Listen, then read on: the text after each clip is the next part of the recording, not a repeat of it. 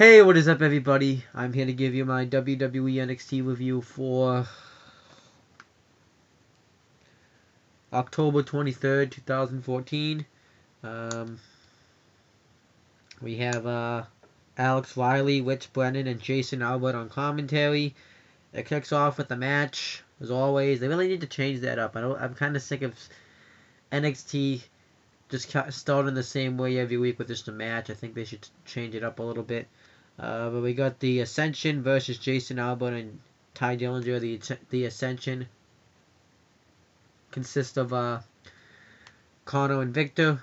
It was pretty much a squash. The Ascension hit the Fallen Man on Ty Dillinger for the win.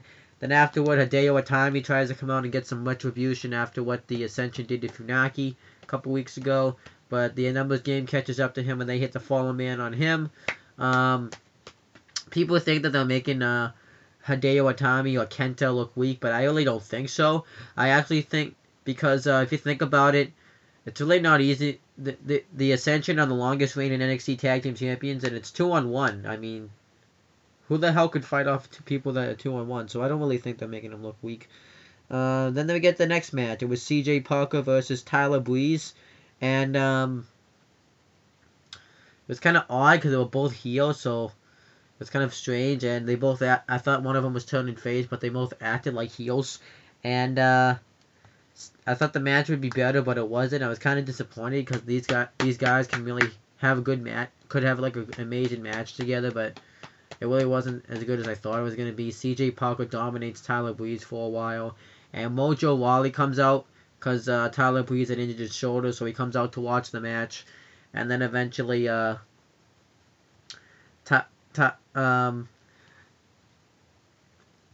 Parker tries to go for a karate kick, but he ducks, and Tyler Breeze hits the beauty shot for the win. And I guess has a stare down with Mojo Rawley and marks that he has an injured shoulder. So I guess I thought that was okay stuff. And then Titus O'Neil got interviewed, and he said that he's going to beat Adrian Neville to become the new NXT champion. And after, this won't be called NXT anymore. It will be called NXT. And then he spells his name. I thought it was a decent segment. I mean, then we get the Vaudevillains, which consist of Aiden English and Simon Gosh versus Buddy Murphy and Wesley Blake. This match wasn't bad. It ends with Aiden English hitting a neck breaker. They called it like Simon Gosh did an uppercut, and then Aiden English hit a neck breaker on, I think it was Wesley Blake for the win. I couldn't really. They said what the name of the move was, but I don't remember what it was. And then Carmella's backstage, and Enzo Amore and Colin Cassidy comes up, and Enzo Amore said that he got Carmella a match with Emma next week, and I think he wants to date this girl, but she's not going for it. And he wants a kiss, but she kisses Colin Cassidy instead. I didn't really think this was too bad. And then we get the main event.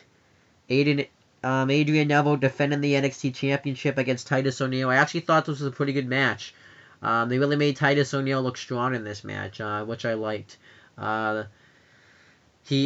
Titus O'Neil had him up on the top rope, and he pushed Adrian Neville off, and it went on to the steel. So then Titus O'Neil just manhandled him throughout this match.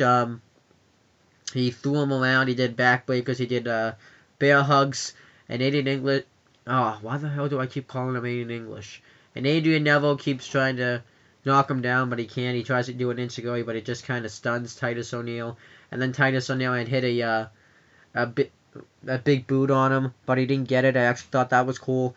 And then eventually Titus O'Neil is punching Adrian Neville in the corner, and then Adrian Neville slaps him. So then he charges at him, and Adrian Neville gets the feet up and hits the red arrow. And he hits the red arrow on Titus O'Neil for the win and retains the NXT Championship. Then afterwards, Adrian Neville's on the stage, and Sami Zayn comes up and says, and congratulates Adrian Neville on his victory, and says that he's not gonna says that he has a journey of his own, and it ends with the NXT Championship. And he says that he wants to face Adrian Neville for the NXT Championship, and Adrian Neville says, "You name the time and the place," and Sami Zayn says, "You better hold on to that gold real tight because you're not gonna have it much longer. And then Adrian Neville says, well, I'm not really too concerned because we all know, Sammy, that you can't win the big one, and that's how the show ended. And I thought that was a good ending to the show. Everything else was just average, though. I just thought everything else was average. I guess the Ascension laying out Hideo Itami wasn't bad, but everything else was just average. And that's pretty much it. So that's my NXT review, and I'll be back to do a video tomorrow.